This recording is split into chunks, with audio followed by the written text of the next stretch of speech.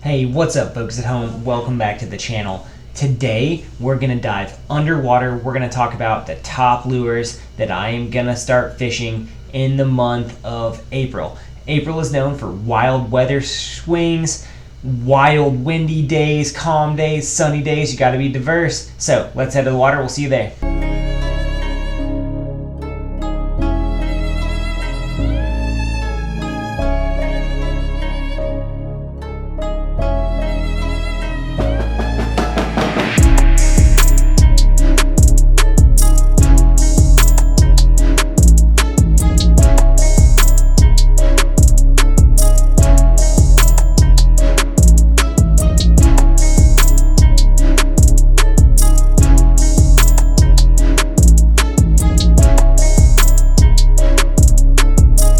Alright folks, first up, number one bait, we're going to have the Berkley Stunna 112 jerkbait. Jerkbaits in general are going to get the nod first in April. With fish being in transition up to spawn or being post spawn and coming out back to deep water, the jerkbait is going to be essential. I like really matte colors this time of year because of water clarity. If it's really clear, then a clear water lure looks great. If it's stained a little bit, that matte lure works fantastic. If you watched the Bassmaster Classic last week, you're gonna know that matte colored jerkbaits are deadly this time of the year. They just have a nice flash and a good roll on them. I like the Berkley Stunna this time of year because I want a little bit more of an active crankbait. We're getting out of the super cold water of early spring where that Vision 110 is going to shine. We're getting more now into the range where I want an active jerkbait. The Re-Range by Jackal is going to pop in there. The Shimano World Minnow. But the Berkley Stunna is a good mid-price jerkbait for you if you're just starting and looking to get into that jerkbait game.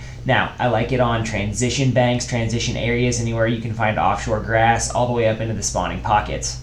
When you get a little bit shallower, my number two bait in this situation is going to be the Z-Man Evergreen Jackhammer. Jackhammer is second to none in terms of chatterbaits. Here you've got the Berkley Power Stinger on the back, and you can see this lure comes through everything. The Jackhammer is great because it sheds debris and junk as it comes through here. As fish get shallower and are a reaction bite around grass and pad fields and things like that, the jerkbait is second to none. I throw it on 30-pound braid this time of year because the fish are going to be up in the junk, they're in the grass, they're in the pads, they're around the docks. I want to get this bait through everything, so I throw it on braid. The water clarity, if the water's really clear, I'll throw it on fluorocarbon, but most of the time I'm throwing a Jackhammer on straight braid, and it works great.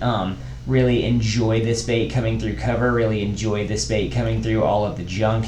I will go to a different trailer if they're really targeting bluegill. Here is a Missile Bats Baby D-Bomb on the back. It's got a really nice subtle action on the back of that chatterbait. It comes through everything and it gives a really great bluegill looking profile. So my first two baits are pure reaction baits, the jerkbait and the chatterbait. They come through all kinds of stuff. They work in a ton of different situations. They're cold water killers and they're really good up into those transition areas. So when I'm looking for fish, I'm moving along with a bait that's moving through the area quickly and generating reaction bites and coming back clean, which is huge and key on these baits. Moving them through the area quickly and efficiently. Okay, coming in at number three, we have the drop shot. Now, this time of year, as fish are in those transition areas, I'm going to pick up a Zoom Finesse Worm, and I am going to nose rig that Zoom Finesse Worm. I like green pumpkin with a chartreuse tail on it. This bait just absolutely is my ultimate confidence bait. It's super finesse, it's good in clear water, it's good in murky water. It is a bait that I will fish all the way through the spawn. I'll throw it up to fish on beds to get them to eat, but it is a good, subtle fish presentation when you have fish moving up into clear water that are a little bit spooky or they're not ready to be locked on yet. You can throw this bait and forget it. You're going to catch fish on it. The drop shot is an awesome way. A close second would be the Blunt Nose Minnow Max Scent. It does a great job for me too. As you can see here, that bait fish profile on it just... Now, as fish move into shallow cover, I begin to want to be able to flip and pitch at them. One thing that I like to throw at these fish is the Tokyo rig with a tube bait Texas rig on there. It's just a lure that fish don't see a lot of, and the tube is ultra subtle anyway. It comes through there, it looks like a bait fish profile, it looks like a bluegill profile. It comes through there. The Tokyo rig gives it extra action, and it's really great on beds. If fish are early spawners, they'll pick up this 2 bait when they're on a bed and eat it. If they're really line shy fish around specific things, then they'll literally pick this bait up to move it or get it out of the way and get pegged on it. It's just a great change up bait that I like to throw around heavy cover, around emergent lily pad fields, around emergent grass beds. It's a really good lure, and it comes through everything, and it's just a different presentation on a classic. It's not a tube head, it's not sitting on the bottom. It really works at getting those reluctant fish sometimes to bite when they're not totally locked in, and it's got that nice subtle fall on it, that nice flap as you can see on the underwater footage there. Great option. And our last bait here, an old classic, tried and true, spinnerbait. I love a spinnerbait. A lot of guys don't throw spinnerbaits anymore because it's been replaced by the chatterbait, but let me tell you, the spinnerbait pre-spawn, there might not be a better time to throw a spinnerbait.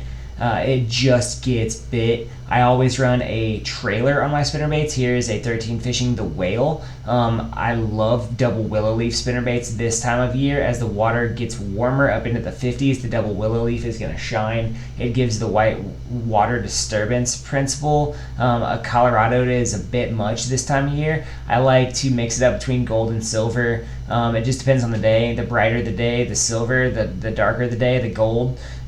It's just whatever you feel comfortable with. I like blue and purple on my spinnerbaits this time of year. I feel like they get bit really well, and that's just something that I really have a lot of confidence in. And the last final bonus bait here is the Bandit 100, 200, and 300 series crankbaits. They're subtle crankbaits. They got a good wobble on them. If you can find rocks, find hard cover, find weed beds that fish are relating to, running a Bandit through those places is going to get you bit. It's just a crankbait. Like if I was going to teach somebody how to crankbait fish, I would hand them a Bandit and tell them to just start chucking and winding through all these high percentage areas. It's gonna get bit. Crawfish colors are the go-to when the water's in the 50s. I like this one. It's kind of a subtle crawfish color. It's got that yellow and brown in it. It's got a, that light orange belly. Looks really good. Grinding through rock, grinding through weeds, pulling it out of there. It's gonna get bit. Have a lot of confidence in this bait. Guys, the channel's growing. Give us a like, subscribe, let us know in the comment section what you want to see from us in the future. We're having lots of fun growing with you guys. Let us know. We want to be interactive. We want to do things that you want us to do. So leave us a like, leave us a subscribe, comment what you want to see below, get involved on our community posts, find us on Instagram. Hey, we're out there. We want to see you guys. Talk to us at the lakes. And thanks for hanging out with us today, guys. We'll see you next time.